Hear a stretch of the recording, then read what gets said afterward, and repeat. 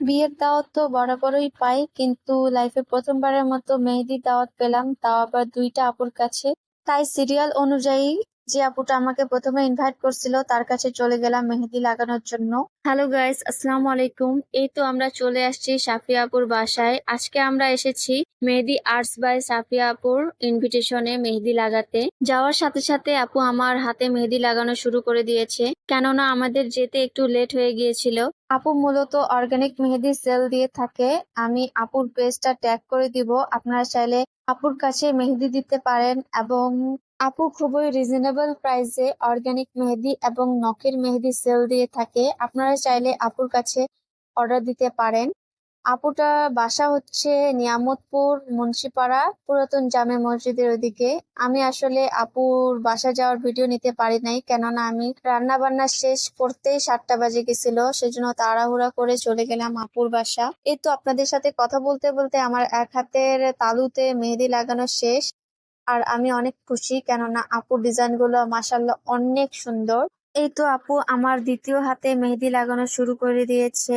আমার দ্বিতীয় হাতে অর্ধেক মেহেদি লাগানো শেষ, আর এই অর্ধেক মেহেদি লাগানোর পরে আমি একটা লাইভ করছিলাম, তা আপনারা দেখছেনই। সৈয়দপুরের মধ্যে বেস্ট মেহেদি আর্টিস্ট কেউ যদি থাকে তা হচ্ছে সাফিয়া আপু। এই তো আমার দুইটা হাতে তালুতে মেহেদি লাগানো শেষ, আর দেখতে পাচ্ছেন কত নিখুঁত ভাবে আপু মেহেদি লাগিয়েছে। এবার আমার হাতের ফ্রন্ট সাইডের ফটোশুট চলতেছে।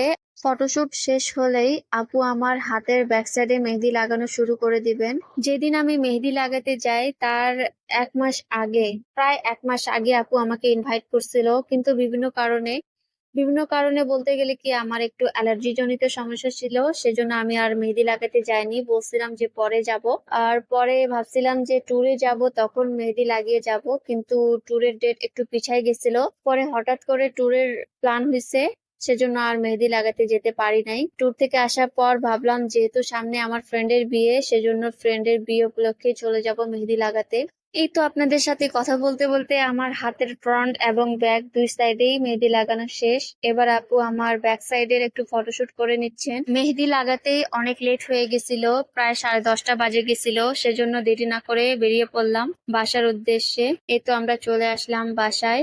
আর আমার হাজবেন্ড বলছে এত সুন্দর করে মেহেদি লাগাইছো, দাও একটু ফটোশুট করে দেই, তো পরে সে আমার একটু ভিডিও করে দিল। আর এটা হচ্ছে আমার সকাল সকাল মেহেদির কালার। আর দেখতে পাচ্ছেন অনেক জায়গার মেহেদি উঠে নাই, তো মেহেদি গাঢ় করার একটা টিপস আপনাদের সাথে শেয়ার করি। কয়েকটি ক্লোভ একটি প্যানে নিয়ে তাপ দিতে থাকবেন। যখন দেখবেন ক্লোভ গুলা থেকে ধোঁয়া বেরোচ্ছে, তখন যে হাতে মেহেদি লাগিয়েছেন তা এই ধোঁয়া দিয়ে সেঁকে নেবেন।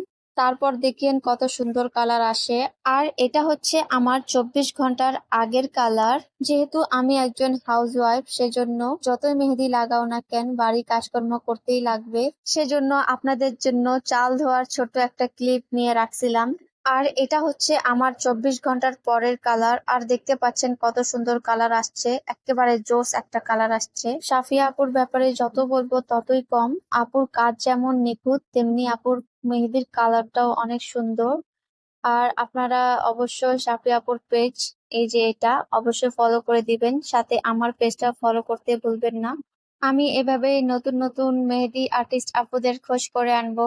আর আপনারা গিয়ে মেহেদি লাগাবেন, মেহেদি কিনবেন, এবং ব্লগার আপুরা অবশ্যই ব্লগ বানাবেন আমার মতো।